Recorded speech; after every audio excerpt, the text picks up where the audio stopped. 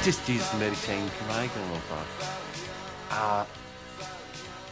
Ydy o bobl sy'n sioct reit ar dechrau. A wedyn ddod yn fatha mwy poblogaidd ar dechrau, yn drill ar llwyfan ac yn y blaen, a cael ei tafod allan o lle nhw chwarae yn ysgolion ac yn y blaen. A bobl yn just sioct a gweld nhw. Ond mi oedden nhw'n dilyn yn traddodiad pobl fel datblygu. Oedden nhw'n dilyn y traddodiad yna o gwneud rhywbeth oherwydd bod nhw isio gwneud e, a gorfodi pobl i feddwl oedden nhw'n licio nhw neu ddim yn licio nhw. A hwnna oedd yn apelio fi amdani nhw hefyd, ac o'n i'n gweld bod nhw hefyd yn grŵp a oedd yn cynnig rhywbeth oedd yn wahanol. Hobi yw Cymraeg i clefyd Bangor a'r taf, dechrau yn Mehefin ac mae climax yn yr haf. Hobi yw Cymraeg i clefyd Bangor a'r taf, dechrau yn Mehefin ac mae climax yn yr haf. Oedd na nifer o grwpau eraill yn y cyfnod yna, a fethodd o trwyddo. Dwi'n cofio un grŵp yn arbennig o Aberystwyth yr enw Crisialau Plastig. Oedd yn cynnig rhywbeth tebyg hefyd, ond dwi'n mynd teimlo efallai bod nhw wedi cael digon o'r math o gefnogaeth a gafodd Ffa Coffi ac efallai gafodd cyrff i ganiatáu nhw i barhau, ac mi oedd hynny yn allweddol. Nawr i fi, dyna beth yn ofnadw bwysig i angst. Mi oedd sefydlu angst yn caniatáu i'r creadigrwydd yna i ddatblygu ac yn rhoi hyder i bandiau o'r math yna i fynegu hunain ac bod yn falch o'r hyn oedden nhw'n cynnig a malio dim am neb arall. A hwnna sydd wedi creu y sîn cyfoethog iawn sydd yng Nghymru ar hyn o bryd. Pobl sydd yn chwarae'r hyn maen nhw'n chwarae, nid oherwydd bod yn boblogaidd o NME neu fo Melody Maker, ond oherwydd yn adlewyrchu hyn oedden nhw'n teimlo ac oedden nhw'n adlewyrchu i gymunedau nhw a'i cefndir nhw o ble bynnag oedden nhw'n dod o yng Nghymru. Un rheswm pam wnaeth Ffa Coffi Pawb bethau dod yn dda, dod yn boblogaidd. Mae'n just presence Gruff Rhys. Mae'n rhywbeth amdano fo. Dwi'n meddwl beth i o. Mae'n just presence o'n ffant. A dwi'n meddwl effar o sgwennwr cneuon da. A mae'n brwdfrydig hefyd. A dwi'n meddwl Ffa Coffi Pawb pam wnaeth dod yna lot fawr wneud fo Gruff.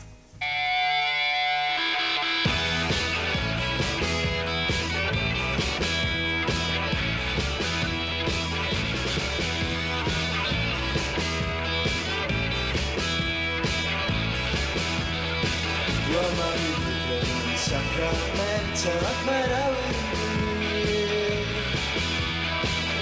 mae'n awyr chi'n danedd yn neffil ac mae'n hafod yn sydd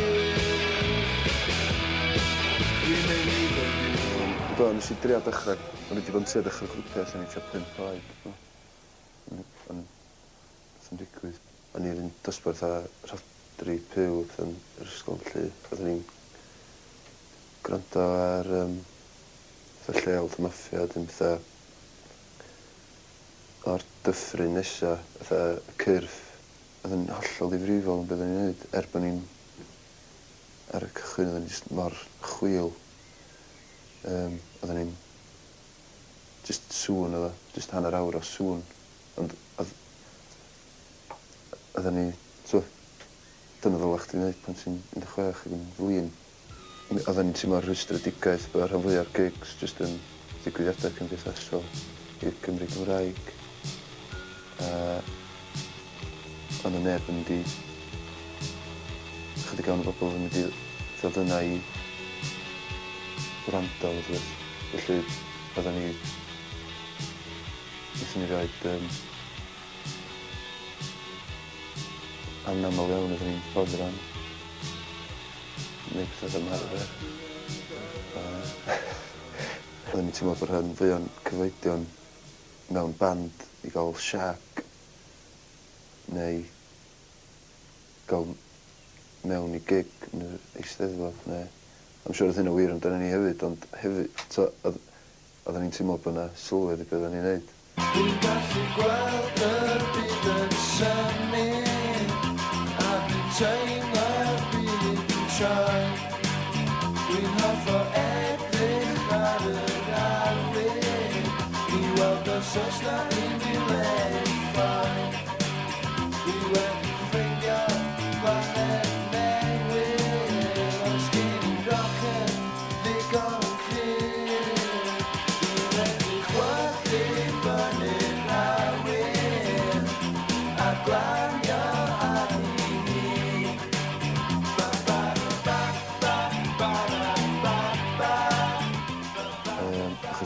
lot o grwpiau arbrofol yn y Gymraeg, achos oedd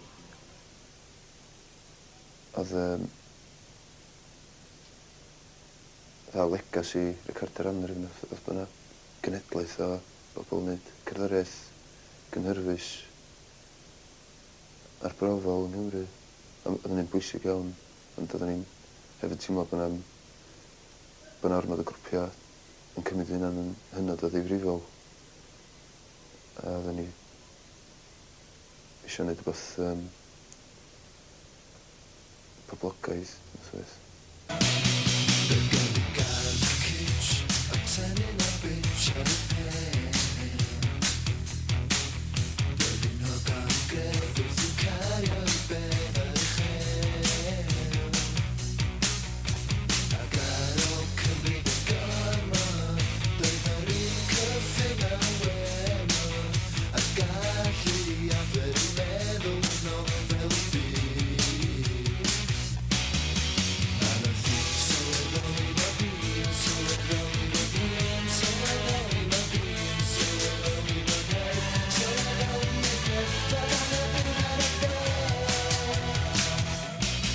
Oedden ni'n meddwl bod angen canu pop yn Gymraeg. Pan oedden ni'n clymholiad, oedden ni'n meddwl ma canu pop oedden ni eisiau gwneud caneuon poblogaidd yn y Gymraeg.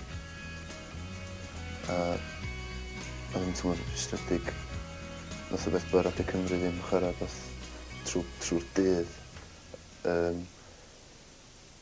A dyn nhw dal ddim,